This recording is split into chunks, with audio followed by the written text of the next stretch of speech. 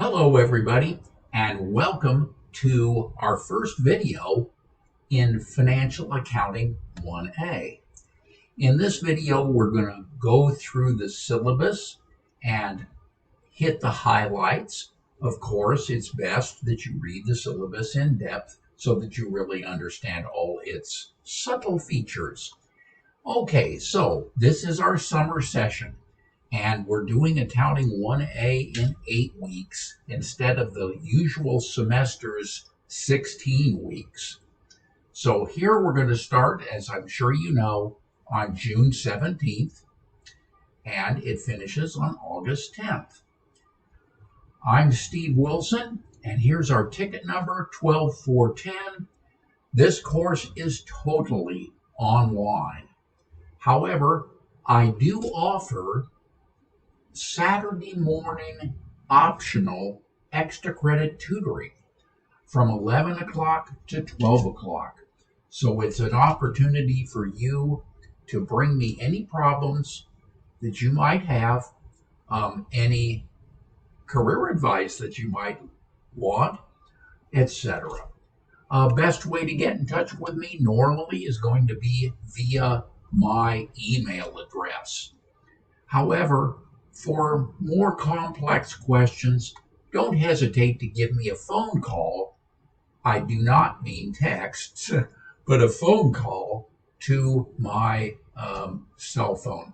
And if I don't answer immediately, please leave a voicemail and I'll get back to you just as soon as I can.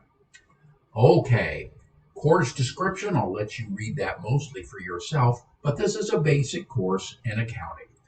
And in it, we're going to look at what external users want in the way of financial statements. And those financial statements are the balance sheet, the income statement, the statement of stockholders' equity and retained earnings, and finally, the statement of cash flows. And we'll see how we put that all together. As this syllabus is a little bit long, I put in convenient table of contents, and here you can go to by clicking on these convenient links. I can hyperlinks. I can do one here, and it takes me to the first section, which is Zoom overview. We won't need Zoom normally for this course, except for the optional tutorings on Saturday mornings. So if that proves to be a bad time for you, I'm willing, if my schedule permits, to put in another time. This is for you, and you can earn up to 20 extra credit points. That's a lot of extra credit points. Plus, that tutoring helps you do better on the quizzes. It helps you do better on the exams, and I think many of my students have found it invaluable. Okay, I'll let you read the course learning objectives on your own, as well as the student learning objectives on your own, and we'll move right on to the required text. Now, the required text is a McGraw-Hill publication, Financial and Managerial Accounting, and it is required, of course, for the course. It's the same text, by the way, that we use in Managerial Accounting 1B. And for if you decide to take that in the fall, there's no extra cost for that textbook. Last I priced it, it was about $135, $136 plus tax that you can get over at the bookstore and pick that up. It includes a loose leaf textbook, and for an extra amount of money you can contact McGraw-Hill and get a hard copy textbook if that's something you want. Most students are very happy with the loose leaf as it lies flat on your desk. And occasionally I let you use pages from that textbook for the exam. So it's been specially bundled for you by McGraw-Hill, and that bundle is only available in the Saddleback or Irvine Valley College bookstores. Some students think they can get a better price than that. I find it highly unlikely, but if you try to purchase it from another source, you'll be responsible for resources that are not in the bundle. The big item that's in the bundle is the Connect access codes. And those Connect access codes are will allow you to do all your homework and some other items in the McGraw-Hill third-party um, learning management system. So that textbook package is required for the course. Nothing else will be acceptable. The ninth edition access codes, there's still a few seventh editions floating around. However, those will not work. You need to have a ninth edition access code, and they're good for 18 months. So if money's a little bit of a problem, which it always seems to be with me, a free 2-week trial is available for both the Connect and what comes with that is the e-textbook. So there's no reason to delay starting your homework. And particularly as this is a compressed time period during the summer, it's really crucial as you hit the ground running for this course. Okay, what does Connect look like? Well, here is some information on that. And what you do, I've suggested how to create a student account here. You can go through that. Some Connect tips, you can go through that on your own. But if you don't hear anything else in my syllabus overview today, please hear this one. Do not press submit. Do not press submit until you're ready for those assignments to count. They will populate in Connect, and then those points will automatically be transferred into your Canvas gradebook. Once you hit submit, that's final. Now you can save and exit all you want up until the due date, but the minute you hit submit, that's going to be final. And there's not much I can do to help you once you hit submit incorrectly. Okay, some other helpful items here as well that you can read on your own. One of the nice things about being at Saddleback College is we are what McGraw-Hill calls a top account. And that top account means that you're going to get the very best of what they have in the way of technical support. And they have a number here. You can see it there. And that number, you can actually talk to tech support people. And very, very helpful sometimes. Every now and then something happens that's a technical issue that's beyond your control. Please contact McGraw-Hill and not me if those kinds of things happen. Get a case number, and I will make sure that you're not penalized in any way for that. Okay. Course policies and procedures. Here we have computer proficiency. I'm not expecting miracles. Some basic familiarity with Microsoft Office, particularly Microsoft PowerPoint, Microsoft Word, and Microsoft Excel. And Canvas is where we're going to be, and I will show you that a little later in these videos, what the course looks like and where you can find these items. Class points, assignments, and messages, those kinds of things.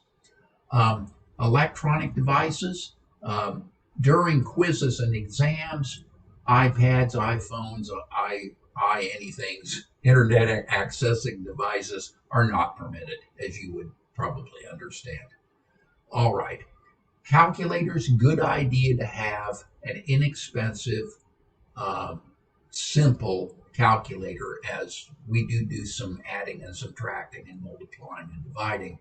Many people think that accounting is very math oriented. This course is not. I mean, yes, we do add and subtract, and multiply and divide, but I'm pretty sure you could do all that. So I wouldn't feel, if you feel a little math challenged, you're not going to be accounting challenged. Okay. Um, Email for the course. If you want to email me, always include this ACCT 1A online number 12410 in the subject field, in addition to your actual question subject. And that way I know where you are. I teach at a variety of different colleges and universities, and that way I can get back to you more efficiently. Okay. My site and Canvas. Um, I give you some videos on Canvas in the course, which we'll get to later, and my site, um, basic proficiency there is something you should have. Now, there is a great Saddleback has a great student technical support, so feel free to reach out to them if you have any issues related to your computer or those kinds of things. You can reach them here. They're very, very good people, and they want nothing but the best for you. So please use them. Canvas technical support is also available 24/7. Now, I will admit to you that I was a little dubious that they were really there 24 hours a day, 7 days a week. However, I called them Christmas Eve at almost midnight, and they were there. I was shocked. So they are available. Now, the Saddleback Technical Support Group are there during normal business hours, and you'll find later that what the hours that McGraw Hill's technical support number will get you um, at when you go through the little video on McGraw Hill that will be in the modules, which again I will show you later. Okay, there is in addition to me, there's free online training through a third-party provider called NetTutor. There's a little process. If you want to use those people, you have to grab certain paperwork and sign up for that, and away you go. What you want to do, I do offer extra credit for that too. You get 1 extra credit point for every hour you spend with them. You get 2 extra credit points for every hour you spend with me. So that provides you that opportunity to, if my times are not as convenient and you need somebody to give you a little bit of help. Normally, there's student tutors over at the LRC, the Learning Resource Center. However, during summer, they're not available. But again, I think I'm better than the student tutors, so you have me to lean on if you need that or just want to get a little practice. Okay, due dates are for the assignments are subject to change, but they are posted in Canvas if we do revise that schedule. Withdrawals from the course. I will not automatically drop you from the course unless you don't ever show up. And so if you need to drop, please do it yourself. And that way you'll avoid any issues associated with a F on your transcript or permanent record. You don't want that. I'm a veteran, so and I applaud the veteran benefits, but there are some rare cases where people have misused that and just signed up for a course and then didn't do any of the work. We have a thing called failing withdrawals. If instead it's still an F on your transcript, but the FW has an effect on some financial aid. So I would be careful of that. Admissions and Records Office, I would recommend that you keep your information up to date there. And it's particularly important at the end of the semester. Sometimes I need to get you quickly. And if it's not available, I'll make the best decision I can, but that's not always in the student's best interest. This looks like a good place to stop our first video, and when we return, we'll continue on. Until then, bye for now.